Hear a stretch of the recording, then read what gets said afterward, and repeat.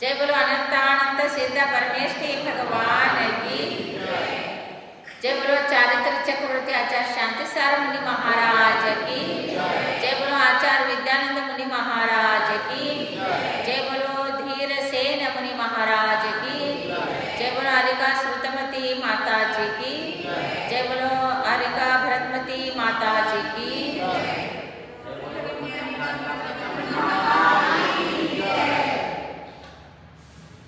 विसट्टकन्दोटदलानुयारं सुलोयनं चन्दसमानतुण्डं भोनाजियं जं पयकोपसोऽहं तं गोमटेशं पनमामि नित्यं पनमामि नित्यं पनमामि नित्यं।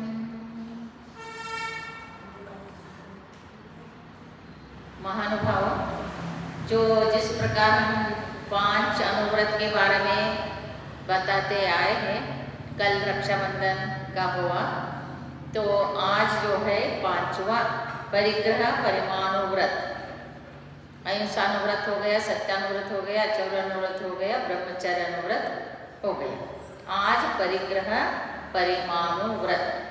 परिग्रह का पूरा त्याग करना महाव्रत होता है, परिग्रह को एक देश त्याग करना अनुव्रत होता है। अनु का अर्थ है अंश, कम। तो परिग्रह श्रावक जो है सब त्याग नहीं कर सकता है। जो प्रतिमाधारी बनेगा, दर्शन प्रतिमा, व्रत प्रतिमा ऐसे होते हैं। दर्शन प्रतिमा तो सम्यक दर्शन सहित जिनेंद्र भगवान का 3 बार दर्शन करना, अष्टमूल गुणव्रत का पालन करना, सप्त व्यसन को त्याग करना, ये होता है। और जो भी शुद्ध भोजन है वो शुद्ध भोजन करेगा, रात में खाना नहीं खाएगा, और मर्यादित अर्थात जैसा बहुत दिनों का चीज़ें होता है आदि शुद्ध खाएगा नहीं, शुद्ध भोजन में सब आता है। फिर जब अनुव्रत धारण करता है तो उस अनुव्रत में अहिंसानुव्रत, सत्यानुव्रत, अचौर्यानुव्रत, ब्रह्मचर्य अनुव्रत, परिग्रह परिमाणु व्रत धर लेता है। तो इसमें जो व्रत लिया, परिग्रह में आवश्यक जितना चीज़ें क्षेत्र, वास्तु, हिरण्य, धन, धान्य, दासी, दास, कुप्य, प्रमाण, इनमें सब प्रमाण करेगा। 10 प्रकार के बाह्य परिग्रह में जो क्षेत्र है तो खेती होता है, उसका इतना ही एकड़ खेती रखूँगा आदि परिग्रह। घर है तो एक ही घर लूँगा, और सुवर्ण हिरण्य जो सोना है, चांदी है, डायमंड है, इसमें इतना ही आभूषण रखूँगा, इतना ही तोला सोना, इतना ही तोला चांदी आदि नेम लेता है। फिर उसी प्रकार से वस्त्र अलंकार होने के बाद दास दासी तक भी प्रमाण रखता है कि इतना ही नौकर रहेंगे, इतना ही जो गाड़ी रहेंगे आदि आदि। तो इन सब धन धान्य आदि सबका जो प्रमाण रखता है तो ये परिग्रह में आ जाता है। तो इसलिए परिग्रह प्रमाण कहा। और शादी किया तो उसका तो नियम ही है कि अनुव्रत में अपने ही स्वपत्नी और उसके अलावा और कोई नहीं। तो उसी प्रकार पत्नी में भी नियम हो गया, दूसरे तीसरे चौथे शादी करेगा नहीं है। तो आदि आदि जो है परिग्रह के, ये बाह्य परिग्रह में जो अनुव्रत धारण करता है तो आवश्यक जितना चीज़ को रख के बाकी सारे त्याग को अनुव्रत कहते हैं। तो इसमें अनुव्रत में भी जैसा त्याग होता है, स्वयं त्याग किया जाता है, उसी की परीक्षा होती है। और स्वयं देता है उसकी परीक्षा नहीं। जैसा उसके लिए खुशी होकर व्रत वृष्टि कर सकते, जैसा आहार दान दिया जाता है, अभय दान किया जाता है, औषध दान किया जाता है, और ज्ञान दान, तो ये जो है अपने तरफ से दिया जाता है। इसमें स्वर्ग का देव आके चारों दान में किसी का परीक्षा नहीं किया था, लेकिन सम्यक दृष्टि का 8 मूल गुण व्रत जो अष्टांग निशंकित निकांक्षित आदि 8 अंग जो सम्यक दृष्टि का गुण रहे, प्रत्येक गुण के अंग में स्वर्ग के देव आके परीक्षा किए। लेकिन दान में कोई परीक्षा नहीं होती है। दान में व्यक्ति जो दान करता है वो स्व का परिग्रह छोड़ देता है, स्व का संपत्ति का त्याग करता है। तो स्व सब दान में तो संपत्ति का त्याग होना ही होना है। तो स्व परिग्रह त्याग करके स्वतः का आनंद के लिए और दूसरे को भी आनंदित करने के लिए जो परिग्रह का त्याग करके दान होता है, ये दान में भी त्याग ही है। और इसके दान में स्वयं का संपत्ति त्याग करता है, उससे खुश होकर रत्न वृष्टि करता है।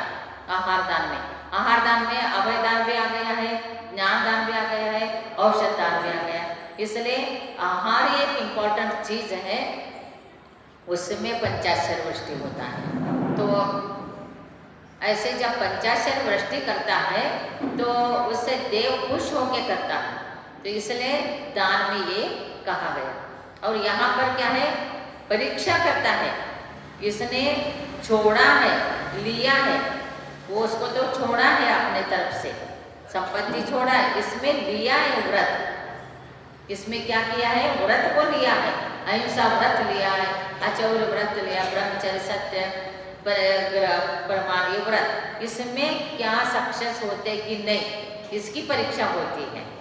इसलिए उनकी परीक्षा के लिए परिग्रह प्रमाण व्रत का जो नियम लिया और उस प्रकार से अत्यंत राजभोग भोगते हुए भी किस प्रकार से परिग्रह का परिमाण व्रत लेके उस पर अत्यंत निष्ठावान है, उसके बारे में स्वर्ग में सौदामित्र चर्चा करता है। किनके बारे में चर्चा करता है, जय कुमार के बारे में चर्चा करता है। सुलोचना और जय कुमार ये दोनों जो है, सुलोचना बनारस की होती है और सुलोचना बनारस की होती है और जय कुमार जो है हस्तिनापुर का होता है, सोमप्रभ राजा का पुत्र होता है। और जब इन दोनों की शादी होती है तो वह अपने आप में संतुष्ट रहते हैं वो लोग। और एक बार ये दोनों ही कैलाश पर्वत में दर्शन के लिए गए थे। कैलाश पर्वत पहला तो चतुर्थ काल में दर्शन के लिए जाते थे। जिनके पास विद्या प्राप्त है तो ऐसे आकाशगमनी विद्या से मनुष्य भी आकाशगमनी विद्या के माध्यम से अकृत्रिम चैत्यालय 2.5 द्वीप के अंदर रहने वाले सुमेरु, पांचों सुमेरु पर्वत का दर्शन करते थे।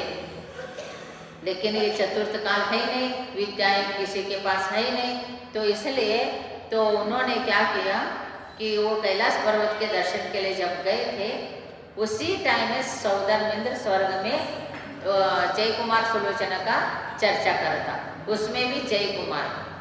फिर जय कुमार जो है परिग्रह परिमाण व्रत में अत्यंत उत्कृष्ट है, आदि आदि वर्णन कर रहा है। फिर उसमें से एक देव उठता है और मुझे उनकी परीक्षा करनी है बोलता है। फिर उन्होंने सौदामित्र ने बोला करो, जरूर करो, कोई बात ही नहीं। तो उनके परीक्षा करने के लिए क्या होता है, कैलाश पर्वत पे जहाँ पर अपने भगवान के दर्शन आदिनाथ प्रभु मोक्ष गए हैं, भरत चक्रवर्ती वहाँ पर भूतकाल, वर्तमान काल, भविष्यत काल, तीनों काल के जो जिनेंद्र भगवान है इनके प्रतिमाओं को बनाया है। स्वर्णमय मंदिर है और रत्न के प्रतिमा है। इन सारे 72 चैत्यालय के दर्शन के लिए, जन मंदिर के लिए वो वहाँ आए थे। उस टाइम कितना पुण्य का उदय था देखो। कैलाश पर्वत हमारे से क्या दूर है क्या, लेकिन इस पंचम काल में ये सब होते हुए भी हम लोगों को उसका दर्शन होता नहीं, क्योंकि जिनसेन आचार्य ने आदि पुराण में लिखा है कि कैलाश पर्वत का दर्शन पंचम काल में नहीं होता है। और बहुत से लोग जाते हैं तो ये तो सिर्फ ये जो जाते हैं 80 लोगों को मेडिकल टेस्ट करके जो गवर्नमेंट के थ्रू जाते हैं, सबका परमिशन लेके, तिब्बत वाले का परमिशन, चाइना का परमिशन, भारत का परमिशन, लेने के बाद वहाँ कैलाश पर्वत जाना होता है। जाके भी वो कैलाश पर्वत नहीं जाते, बस वो मानस सरोवर और वो थोड़ा आगे जाकर 16 पर्वत है, उसके ऊपर जाके देखते हैं तो सारे पर्वत जो है, ये जो हमारे शांतिनाथ विधान के बदाम चढ़ा है, सेम कैलाश पर्वत जैसा ही दिख रहा है। देखो तो ये ऐसे कैलाश पर्वत दिखता है।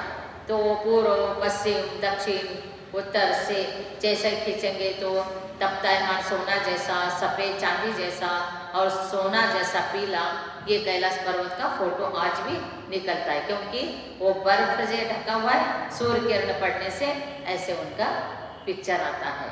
तो उस कैलाश पर्वत के लिए जिनसेनाचार्य ने कहा है आदि पुराण में, इस पंचम काल में किसी को भी कैलाश पर्वत का दर्शन होता नहीं, क्योंकि सगत चक्रवर्ती के 60,000 पुत्रों ने खाई खोदकर गंगा जल छोड़ा है, और वो जो समुद्र जैसे विशाल चारों तरफ गंगा जल में भी बर्फ जमा हुआ रहता है, और ऑलरेडी कैलाश पर्वत पे भी बर्फ जमा होता है।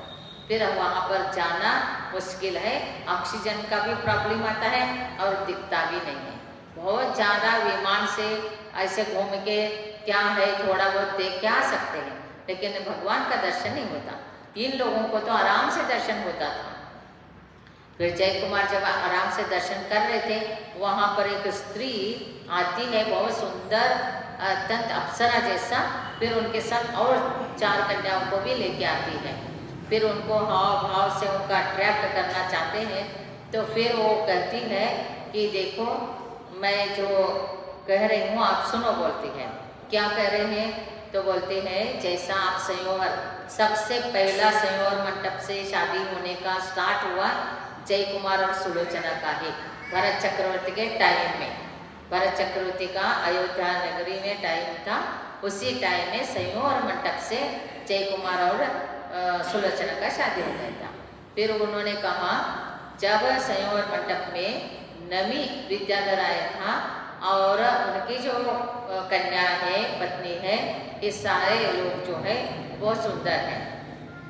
फिर वो चाहती है कि वो कन्या चाहती है नमी के कि जय कुमार से मेरे को शादी करनी है, और वो इतनी सुंदर कन्या भी आपको प्राप्त होगी और इसके अलावा बहुत राज्य भी प्राप्त हो जाए, ऐसे कहते। तो अभी किसी को भी बोल दिया तो इतना राज्य, ऐसे सुंदर अप्सरा, तो सब छोड़ छाड़ के वो लेने के लिए चल पड़ेंगे। लेकिन जय कुमार ने कहा कि मेरा जो है परिग्रह परिमाण व्रत है, हे सुंदर कन्या, मैं वो तो कन्या रूप धारण करके बताने आए थे ना वो विद्यादेव, क्योंकि वो स्त्री रूप धारण किया था, और इनको किसी भी प्रकार से वो पहला भी अपने आप में चाहता था कि स्त्री को देखकर, सुंदर स्त्री को देख के मोहित होता है क्या, ये भी देखना था। और 4 कन्या को लाए थे, उससे भी शादी करना चाहता क्या, ये भी देखना था। और ये कुछ नहीं हुआ तो बोलते हैं कि ऐसे ऐसे नमी का जो है वो बहुत सुंदर कन्या और उनको आपसे शादी करने की इच्छा है। तो वो तब बोलता है तुम वहाँ जाके बताओ, मैं अनुव्रत परिग्रह परिमाण व्रत लिया हूँ और मेरी जो स्वस्त्री है उसी में मैं संतुष्ट हूँ, इसके अलावा मेरा कोई स्त्री नहीं है और मेरे को तो कोई राज्य की आवश्यकता नहीं है, मैंने सारे परिग्रह प्रमाण को कर दिया है। जब ये सारे बहुत बार कहने के बाद बोले, तब उन्होंने अपने रियल रूप दिखाया जय कुमार के सामने और कहा कि वास्तविक जो है आप त्याग है, अनुव्रत में निष्ठावान है और संयम में निष्ठावान है, इसलिए स्वर्ग में सौदर मिंद्र भी आपका प्रशंसा कर रहा है, उसी के वजह से मैं यहाँ आपके परीक्षा के लिए आया था। कहने का तात्पर्य जो व्रत लेते हैं तो उसमें निष्ठा रहते हैं तो स्वर्ग में भी चर्चा होता है, देव भी परीक्षा करता है, तो भी हम लोग सक्सेस हो जाते हैं। इसलिए संयम तो लेता है, अनुव्रत तो लेता है, 5 अनुव्रत कौन लेता है? मनुष्य ही लेता है। उनका परीक्षा करने के लिए कौन आता है? देव आता है। वो अनुव्रत धारण नहीं कर सकते हैं क्योंकि उनके अंदर अनुव्रत धारण करने की शक्ति नहीं होती, अर्थात तपस्या करने के लिए तो बहुत कुछ कर सकते हैं, वैकृत शरीर है, लेकिन संयम धारण इसलिए नहीं होता है। उनको जो कुछ भी इच्छा हो जाए तो मन में आ जाए तो बस उनके कट से उनका क्या नियम है, उनका नियम है ये, जैसा समझ लें स्वर्ग में कुछ अधिक 2 सागर आयु है, तो वहाँ कोई जन्म लिया तो वहाँ जन्म लेने के बाद क्या होता है कि 2000 वर्ष के बाद एक बार कंठ से अमृत झरेगा, 2 पक्ष के बाद श्वासोच्छ्वास लेगा। ऐसे बढ़ते बढ़ते 1600 का 20 सागर का आयु, 22 सागर का आयु, 16 सागर स्वर्ग का 22,000 वर्ष जाने के बाद एक बार कंठ से अमृत झरेगा। 33,000 के बाद 33 सागर, तो 33,000 के बाद एक बार कंठ से अमृत झरेगा और 33 पक्ष के बाद एक बार श्वासोच्छ्वास ले। फिर जब उनके मन में कोई भाव आ जाए तो अमृत झर दिया तो तृप्त हो जाते, तो वो कंट्रोल नहीं कर सकते, इसलिए संयम धारण नहीं कर सकते। हम लोग संयम धारण करते कि आज भोजन करना ही नहीं, चारों प्रकार का आहार चलता तो हम त्याग कर सकते, और आज कोई खाने का इच्छा हो गया उस चीज़ को छोड़ सकते हैं। तो ये हम अपने बुद्धि पूर्वक त्याग करके उसको सेवन नहीं कर सकते, लेकिन वहाँ पर ऐसे नहीं होता है। इसलिए कहा कि अनुव्रति हो, महाव्रति हो, तो उनका परीक्षा के लिए, सम्यक दृष्टि का परीक्षा के लिए स्वर्ग का देव आता है। तो ये अनुव्रत जो है ये संयम होता है, ये 5 अनुव्रत धारण करना एक संयम है, इसको देश संयम भी कहते हैं, और महाव्रत धारण करने को सकल संयम कहते हैं। तो इसलिए जब तीर्थंकर भगवान का, जब भगवान को वैराग्य होता है और भगवान पालकी में बैठते हैं तो दीक्षा के लिए जाते हैं, तो पालकी कौन उठाएंगे ये प्रश्न निर्माण होता है, और विद्याधर बोलता है हम उठाएंगे, देव कहता है कि हम उठाएंगे, मनुष्य कहता है कि हम उठाएंगे। फिर वो कहते हैं कि ये चक्रवर्ती के पास ये न्याय जाता है, वहाँ पर न्याय करो चक्रवर्ती।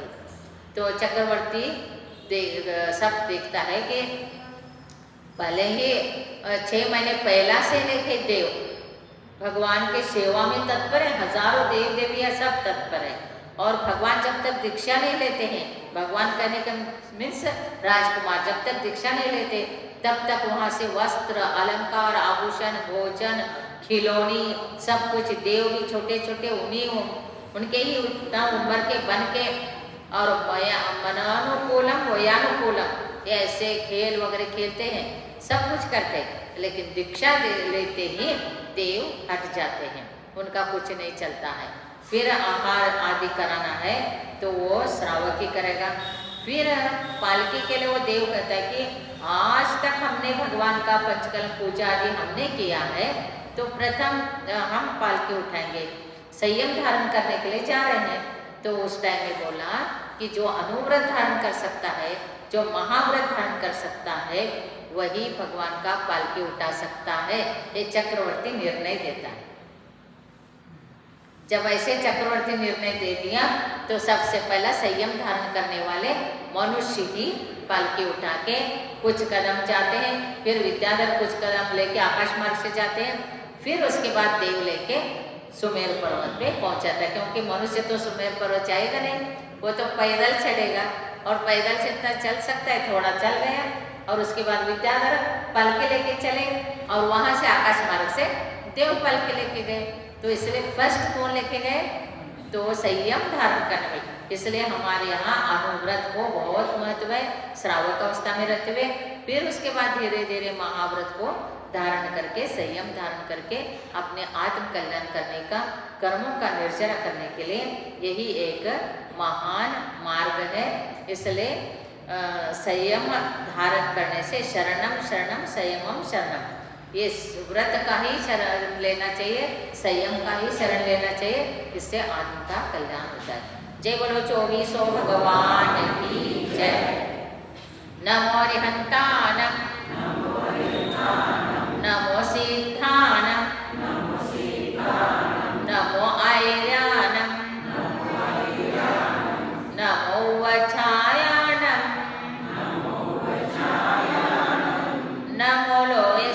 साहुनम। जय बोलो बाहुबली भगवान की जय।